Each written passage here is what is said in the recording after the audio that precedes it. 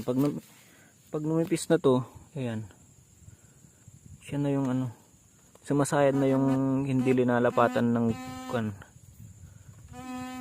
Yun. Sumasayad na yun.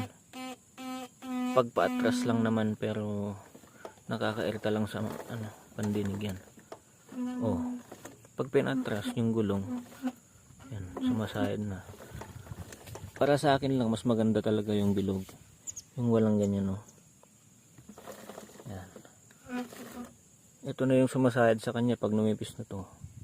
Pero maganda din to, makapit, tsaka meron din siyang warning na pag numipis na ito, pag sumasayad na to, indikasyon lang yan na palitin na yung disc natin. So share ko lang, sana nakatulong yan. Oh, pag ganyan naman okay.